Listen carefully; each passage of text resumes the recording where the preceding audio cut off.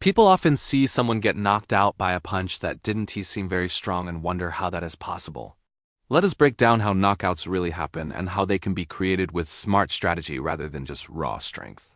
A knockout occurs when the brain moves rapidly inside the skull and impacts the inner walls.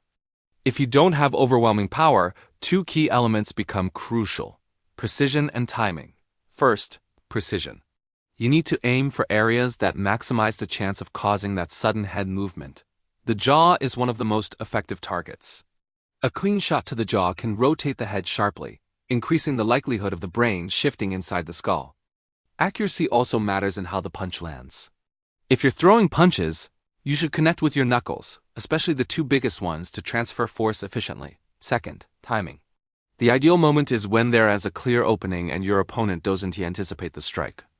When someone expects to be hit, their body naturally tightens the neck and jaw muscles to brace for impact and stabilize the head. But when a strike catches them off guard, that protective tension isn't there.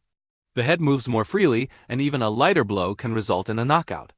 So if power isn't your main weapon, how do you create those openings and land an unexpected, accurate strike? That's where fight intelligence comes into play. There are many tactics, but here are two simple yet effective ones. Trick 1. Disrupting patterns in combat. Repeated combinations condition your opponent.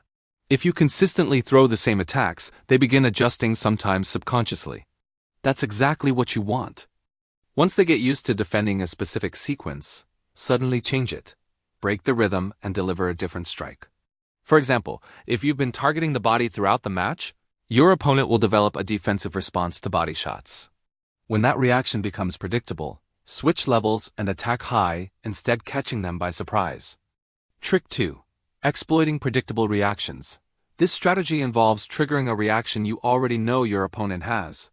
By studying their defensive habits, you can anticipate how they'll respond. For instance, if you notice that your opponent always slips to one side when you throw a cross, you can fake that punch. As they move to avoid it, you capitalize on the space they create and strike from a new angle. Now that you understand how knockouts can occur without massive strength, and you've learned two smart tactics, here are two additional ways to boost your finishing ability. 1. Precision drills. Mark small targets on your heavy bag and practice hitting those exact points with your knuckles. This sharpens your aim and trains you to strike with accuracy under pressure. You can apply the same method to your kicks by focusing on specific spots. 2. Developing fight awareness. Many beginners spar without thinking strategically.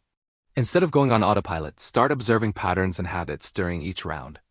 Choose one of the two tactics, pattern disruption or reaction exploitation, and deliberately practice it. With time, your awareness and decision-making will improve.